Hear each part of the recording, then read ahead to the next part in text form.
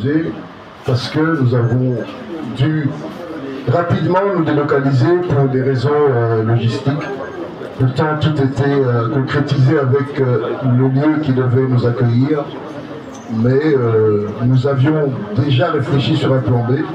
Et je voudrais par ailleurs remercier l'équipe qui a pu, en un temps record, nous délocaliser, nous amener ici. Et remercier les propriétaires de la villa qui ont permis cette délocalisation. Je voudrais qu'ensemble nous puissions nous lever, observer d'emblée une minute de silence. Pourquoi? Le Congo ne cesse de perdre ses enfants. Le Congo ne cesse de souffrir, tout simplement parce que c'est le pays le plus riche au monde. Et je voudrais qu'ensemble, autant nos casquettes, nos chapeaux, nous puissions nous lever, observer cette petite minute, et nous allons aller dans le vif du sujet. Merci.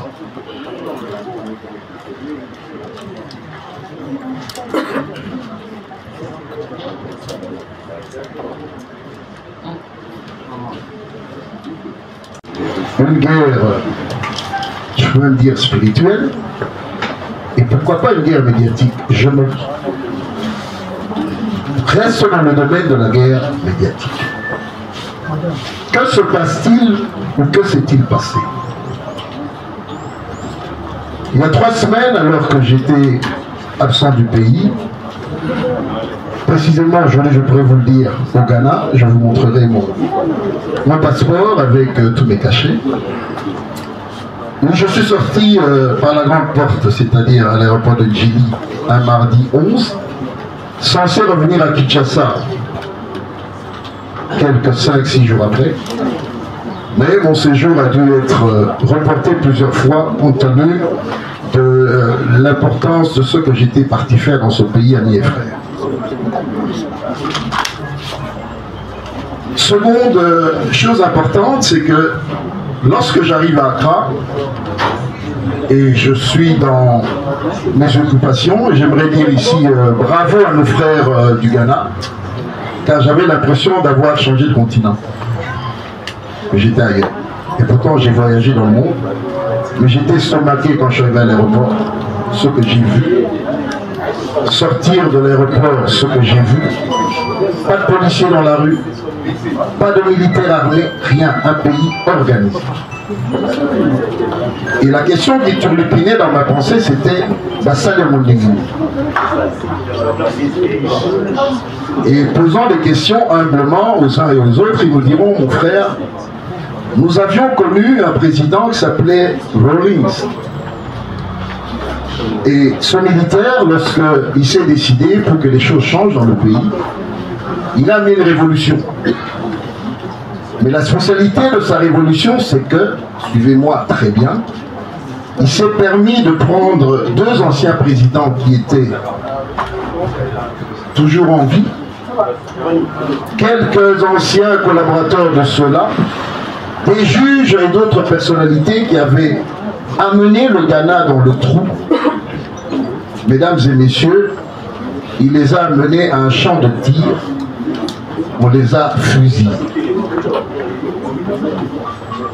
Au vu et au su de la communauté nationale et internationale. Pour motif, il fallait que ces gens-là ne soient plus pour que le Ghana soit libéré. Ce site existe, je vous montrerai les photos car j'étais personnellement épaté. Pour que nous soyons sauvés, les chrétiens, il a fallu que quelqu'un verse son sang. Pourquoi ce Ghana est aujourd'hui un meilleur GDP que le nôtre, avec une population de 30 millions à peine, 32, 33? Pourquoi chez eux, il n'y a pas de policiers dans la rue? Pourquoi chez eux, quand les ministres passent, il n'y a pas de sirène? Pourquoi chez eux? Pourquoi? Pourquoi chez eux, ils mangent très bien? Pourquoi? Je répète encore, j'ai vécu plus de 30 ans de ma vie à l'extérieur, 14 en Belgique, près de 16 aux États-Unis, mais j'étais estomaqué dans le bon sens du terme. Et j'ai été juste à rencontrer l'oncle de Rawlings, qui ayant appris qu'il y avait un Congolais qui voulait le voir, il m'a ouvert la porte. Je n'ai pas trouvé les gardes armés chez lui. Je suis rentré dans la maison. C'est comme si on se connaissait, il m'a offert du café, et puis nous avons commencé à parler. Ceci comme introduction de ce voyage qui pour moi est inspirationnel. Me parvient l'information. De Goma, on m'appelle, me dit, mon frère, on a vu tes confrères ici, journalistes. Lequel? Il est grande taille. Vous êtes sûr? Oui, oui, oui, oui. Je dis, montrez-moi la photo. On m'envoie la photo. Je pose des questions à gauche, à droite et tout ça, je me renseigne un peu. J'avais vraiment du temps. Permettez-moi de le citer. On me dit, si vous Wemby est là. Je me renseigne encore à fond. On me dit, mais c'est lui le coordonnateur de la com de Nanga. Vous êtes sûr? Steve, c'est un jeune frère, un ami. Même quand il a quitté le pays, là, il m'appelait et tout ça. Je vais sur ma page Facebook, boum, et je le mets au conditionnel. Il paraît que M. Wemby serait nommé coordonnateur. Je vais aller vérifier. Donc, quand je touche au cœur du système communicationnel de Nanga, géré par Steve, la mayonnaise prend. Moi, je suis un combattant, pas d'aujourd'hui. Et je suis fier de le dire. Donc, quand j'attaque mon jeune frère, il m'appelle même, je vous donnerai mon téléphone, j'ai dit, la minute, on a beauté. Parce que tu as fait un choix. Et ton choix est un mauvais choix. Tu es parti te mettre devant ceux ou avec ceux qui sont en train de tuer mes frères. Pas question. Même si nous étions bien. Donc je te prends de la même manière que tous ceux qui sont nos assaillants, tous ceux qui sont nos terroristes. Donc, premier événement. Deuxième, pas plus loin que lundi, j'apprends que Rex Kazadi. Au passage, je n'ai aucun lien de famille avec lui. Kazadi est issu du Kasaï oriental. Moi, je suis du Kasaï central. Ni du côté de son père, ni de sa mère, ni de qui que ce soit. C'est un jeune du combat. À mes côtés ici, vous avez quelqu'un qui a fait ce même combat que nous. Monsieur, sans rival, il est en Afrique du Sud. Vous vous souvenez, à l'époque des combattants, Rex était en France, son rival était à Johannesburg, en Afrique du Sud. Nous, nous étions à Washington, on se coordonnait. Lorsqu'il y avait une manifestation en Europe, ils nous appelaient aussi, venez aux États-Unis, qu'est-ce que vous faites? Bref, on s'organisait. Grande a été ma déception d'apprendre lundi que M. Rex Kazadi, ancien candidat à la présidence, fièrement, et j'ai été vérifié sur sa page, avait rejoint l'AFC. Je suis tombé des nues en me disant, mais qu'est-ce qui se passe ici? Comment ceux qui ont été des grands combattants parviennent à faire harakiri, c'est-à-dire se tirer une balle dans le pied? Mongo, Nzala, c'est quoi? Parce que le combattant a une qualité, c'est pas l'argent. Ce qui l'intéresse, c'est parce qu'il a un objectif. Dans sa tête, il y a une pensée. Donc, vous voyez devant vous ici, son père, François Lakawanga, paix à son âme, en 59, avec Lumumba et les autres, sont allés affronter l'homme blanc pour gagner l'indépendance dans ce pays. Ce sang-là, je l'ai. Si eux, qui étaient des villageois, 4 années d'études, ont pu arracher l'indépendance de ce pays, encore plus forte raison que vous et moi, qui avons 6 plus 4, 6 plus 5 et plus, nous ne puissions pas accepter ce combat d'aujourd'hui. Car aujourd'hui, il y a un combat qui est lancé. Le combat, ce n'est pas le Rwanda ou Nanga contre Félix Tshisekedi. Le combat, c'est Rwandais contre les Congolais. Et ce combat est là, il est perpétuel. Regardez l'histoire. Tous les 12, 15 ans, il y a des attaques. Suivez. S'ils sont dans leur logique de pouvoir faire de nous des esclaves, eh bien, j'aimerais vous dire, ça ne passera pas. Nous, nous sommes cette génération qui avions dit non. Souvenez-vous de la chanson qu'on chantait il y a 15-20 ans. Kabila Tozo Gisela. Lubama Kazi. Merci. Donc nous avions été cléments, nous avions été diplomates, jusqu'à ce que le chef de l'État nous dise, l'homme qui est derrière l'AFC, c'est Kabila. Il a dit en terre congolaise, mais il a dit devant des médias étrangers. Est-ce que le chef de l'État qui a le plus grand réseau d'informations pouvait-il se tromper? Et vous avez bien suivi, vous de la presse, les 2 ou 3 sorties médiatiques de celui qui ne parlait pas, qui aujourd'hui parle beaucoup. Je peux dire pour ne rien dire. Et tous ces affiliés sont lancés dans ce combat dans lequel, et je reviens vers vous, je vous ai dit combat spirituel, combat diplomatique, mais le combat médiatique, et je reviens là-dessus. Abraham Wakabona, par Steve, qui a fait une formation spéciale, malheureusement pour lui, il m'avait dit ce qu'il a fait, c'est de la désinformation. Il a appris les techniques. Donc quand j'attaque Rex Kazadi, comme je dis, il va chercher une photo de 2016, il dit regardez, Abraham Wakabona avec Rex. Mes chers amis de la presse, aujourd'hui il y a des logiciels qui vous permettent de prendre la photo, vous l'effacez, elle vous sortent l'année. Ça existe. Et regardez-moi, je crois que l'homme que vous voyez ici par rapport à la photo, vous vous rendez compte, ça fait presque 10 ans. Le lien, je crois que c'est l'hôtel Campo Hôtel, qui était le QG de la diaspora lorsque nous faisions le combat politique.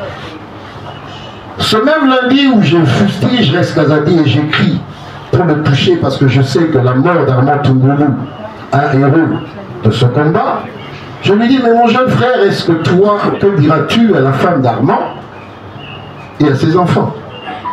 Qu'est-ce qui justifie que toi, Rex Kazadi, qui a combattu hier le système de Kabila, tu te permets aujourd'hui d'aller le rejoindre? Parce que c'est lui le véritable patron. Qu'est-ce qui se passe dans la mesure? Ça ne s'arrête pas là, on s'avance vers un autre ami, allié, Franck Diomo, que je connais bien, je me souviens. On prend le pouvoir, on se rencontre ici, il me dit je vais rencontrer le chef, je fais une photo, je l'envoie au chef de l'État. Quelque temps après, il le voit. Franck Diongo, nous sommes en 2013 à Washington, Tonati médaille, ne jamais trahir le Congo. Tonati Saïa. Devant vous, vous avez un combattant. Vous savez, pour certains, oui, il y a la guerre, il y a la frousse. Non, pour d'autres, c'est une opportunité pour que nous puissions mettre fin. Fin à quoi? À la mainmise. Fin à quoi? À tout ce que vous avez vécu. Vous et moi avons vécu dans ce pays. Aujourd'hui, tout le monde sait que cette guerre que nous avons à l'Est, elle est d'abord économique. C'est une guerre expansionniste. C'est une guerre pour nous réduire en esclavage. Qui parmi vous a un frère ou une soeur à Goma ou à Bukavu? Vous avez vu des images atroces qu'on ne peut même pas publier à cause de la violence de ce qu'elles représentent. Pouviez-vous vous attendre à ce que Goma ou Bukavu, les gens se lèvent nuitamment pour faire du bruit et demander à l'occupant de partir? Il y a un état d'esprit, et c'est là-dessus, mesdames et messieurs de la presse, que j'aimerais que nous puissions faire un travail. Le chef de l'État, il y a 2 mois, et là je m'adresse officiellement, excusez-moi, ça va aller à gauche, à droite, mais vous allez comprendre la quintessence, a au cours d'un conseil de ministres demandé au gouvernement la mise sur pied d'une commission de communication pour que nous puissions mieux adresser la problématique de la guerre. Plus de 2 mois après, je pose des questions. Chers responsables, où en sommes-nous? Il y a 2-3 semaines, avant que je parte à Accra, les jeunes m'ont appelé, c'est quoi ce désordre organisé? Quand le chef a parlé, nous vous demandons, nous vous enjoignons à chercher les listes de l'UNPC, elles sont là. La majeure partie d'entre vous, vous avez ces listes-là. Vous êtes affiliés. S'il n'y a pas ceux qui sont venus derrière nous, qu'on puisse les mettre et qu'on puisse travailler en diapason. Le Rwanda est organisé avec des faux noms sur la toile. Ils sont partout dans le groupe WhatsApp, ils sont partout en train de distiller mauvaises images, vieilles images. J'ouvre une parenthèse. Madame Swamine a payé avec une vieille image où on tape un policier, alors que quand vous voyez cette image-là, cette vidéo, le policier est habillé comment? C'est un antiterror dans une position, parce qu'on a voulu, mais il y a eu un événement, c'est vrai. Mais cette vidéo qui est sortie n'était pas la bonne. Et tous, ensemble, ou presque, sont tombés. Je me dis, je suis avec vous, et j'aime ce travail-là. Il est important qu'aujourd'hui, et je suis votre porte-voix, quand bien même je ne suis pas votre patron, de pouvoir dire aux officiels, il est grand temps que nous puissions faire les choses comme elles doivent se faire. Cette presse en temps de guerre ne doit pas quémander. Si hier on a doublé le salaire des militaires et qu'on a donné des primes spéciales, je demande officiellement qu'une presse enregistrée reçoive également une prime spéciale. Est-ce que vous pouvez acclamer? C'est pour vous. Je le demande pour que nous puissions... Nous sommes en guerre. Des fois, j'ai l'impression qu'on n'y est pas. Que Kinshasa vit un double standard. Qu'à Kinshasa, on peut parler du calcium, on peut parler de Fali et de Ferré, on peut parler d'autre chose, mais de la guerre, j'ai l'impression qu'on n'y est pas. Chers amis, le pays est en guerre. Goma, 2,5 millions d'habitants. Bukavu, presque la même chose, 3. Donc nous avons presque 7 à 8 millions de nos frères et sœurs qui vivent des situations difficiles. Savez-vous qu'à Goma, il n'y a pas de... Les banques sont toujours fermées. Savez-vous qu'à Bukavu, c'est fermé. Donc j'aimerais, et ça je demande la main sur le cœur, car moi je ne traverserai jamais, même si, et là je ne crois pas, qu'un jour Nana va pouvoir s'avancer ici. Vous êtes peut-être jeunes ici au milieu de nous, mais nous avons connu Tozanima et Solo. Nous étions ici. Et si vous êtes des descendants de ceux qui, dans Djili, ici à Mangafula, ont tenu tête à des occupants, j'aimerais vous inviter à ce que nous puissions redéployer d'efforts. Ou redoubler d'efforts. Chers frères de la presse, toute chose concourt au bien de ceux qui aiment Dieu et qui sont appelés à son dessein. Il a fallu qu'il y ait la guerre à l'Est pour que nous ayons près de 1 million de recrues. Avec dans la pensée la volonté de défendre la terre, notre terre. Pour eux, je demande qu'il y ait une attention particulière, car c'est une génération spontanée qui s'est levée pour défendre cette patrie. Qu'on fasse les choses bien comme on devrait le faire. Le chef de l'État a demandé la réduction du train de vie des institutions. Nous l'appelons de tous nos voeux. Quand le chef a parlé, on doit voir les choses avancer. Jusque-là, c'est vrai. Les policiers et les militaires ont un peu plus d'argent. Nous attendons que la coupe se fasse au niveau des ministres. La coupe se fasse au niveau des députés et sénateurs, de tous les responsables administratifs, pour que l'effort de guerre soit soutenu. Il est anormal que les uns, et je dis bien, je paraphrase le chef de l'État, il a dit que l'on coupe, que l'on réduise. Le Parlement est en session, je n'ai pas encore vu cette proposition de loi-là. Mais en tant que citoyen congolais patriote, j'estime qu'aujourd'hui, la priorité, ce n'est que la guerre, et le reste devient accessoire. Il est anormal qu'on ait 2 standards de vie. Qu'on nous dise qu'un tel forum sur les investissements. Vous croyez qu'un pays dans une situation comme celle-ci peut convaincre les investisseurs à venir?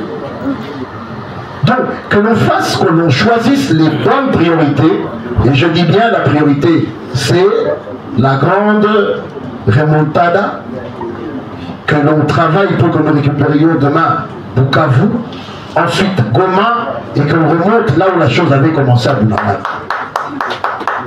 Nous en avons les capacités, nous en avons les moyens. Certains d'entre vous vont peut-être se poser la question, mais Abraham, ça vient d'où? La RDC a près de 5 ou 6 milliards de réserves. Vrai ou faux? Vrai. Vrai ou faux, chez eux? Oui. Et cet argent-là, ne peut-on pas prendre un petit milliard dedans pour acheter 10 avions Sukhoi, pas les 25, mais peut-être les Sukhoi 32, ou bien des MiG-29, ou autre chose, ou 35, bref. On peut. Ce n'est pas au chef de l'État de tout faire, mais il doit y avoir la jugeote pour ceux qui sont restés. J'ai aimé apprécier et j'appuie le fait qu'il y ait une loi qui va être déposée afin que tous tous les étudiants, les finalistes de 2025 et les années à venir puissent être formés pendant une année qu'on les envoie à l'armée. Avec 2 345 000 km², le Congo doit avoir, à mon humble avis, j'ai posé la question à des spécialistes, un minimum d'1 million de militaires. Je dis bien un minimum. Vous savez, le rapport de force, nos pays voisins se jouent de nous parce qu'ils n'ont pas encore senti. Mais si vous avez 50 000 hommes dans le bas Congo avec des avions qui tous les samedis font des parades et on sent des avions qui montent et tout ça dans tous les coins de la République, nous allons nous faire respecter. Les moyens ne manquent pas, chers amis.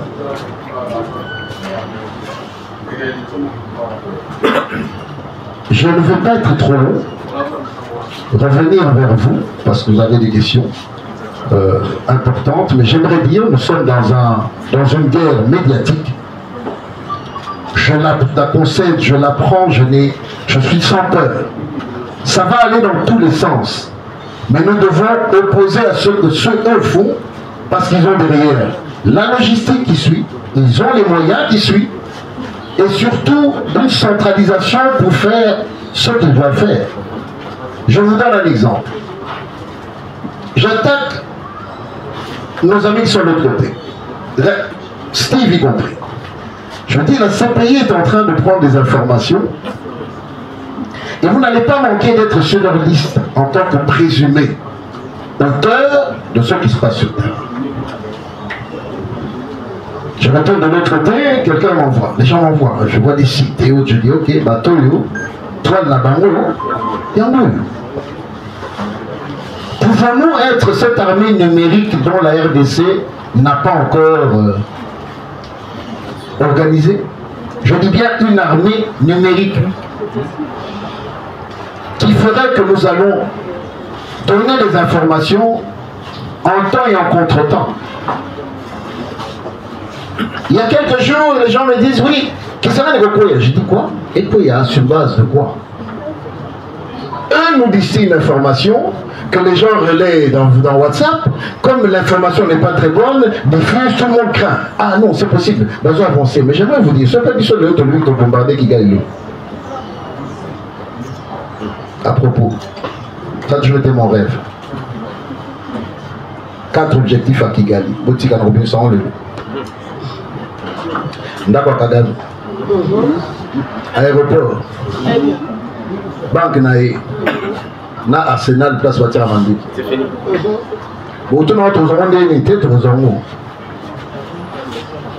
Il y a un logiciel qu'on appelle Google Earth qui est à la portée de tout un chacun. Au côté, pour se positionner. Si tu vas te mettre ton adresse, si elle n'est pas protégée, au Canada, il faut t'en à partir de la satellite, les couleurs, les en haut, vous freinez. Je ne dis pas ça, mais les militaires savent ce qu'on doit faire. J'ai toujours dit, cette guerre, on doit la renvoyer d'où il est venu. On doit arrêter d'être sur la défensive, toujours protéger vos filles, toujours protéger vos tétés. Bon, mais quand vous imaginez qu'il y a un tombe, qui va être sur que non, mais si le mot est le Golanda ou je répète en français pour l'INA la tête pour quitter. En français. Vous vous réveillez, vous recevez une alerte à 4 h du matin, on vous dit qu'un missile, parti de je ne sais où, a atteint la résidence, s'appelle State House de Paul Kagame. Essayez d'imaginer, regardez un peu, on a fallu qu'on dise hier qu'Abraham a traversé, hein, ça a un peu bougé. Mais imaginez ça, ça pourrait être quoi? Ça va requinquer toutes les forces, tout. Et ça va sauver un petit peu, on dit qu'à Kini, on peut récupérer, on peut non, on peut avancer. La guerre, s'il faut la faire, il faut bien la faire. Lisez aujourd'hui, quand vous suivez sur France 24, que l'on vous parle d'Ukraine et Russie. Avez-vous déjà vu quelque part où on vous dit qu'il y a eu autant de morts? Mais on vous dit non, l'Ukraine a intercepté 300 drones. Ou a abattu, parce qu'aujourd'hui, avec la technologie, tout se fait par là.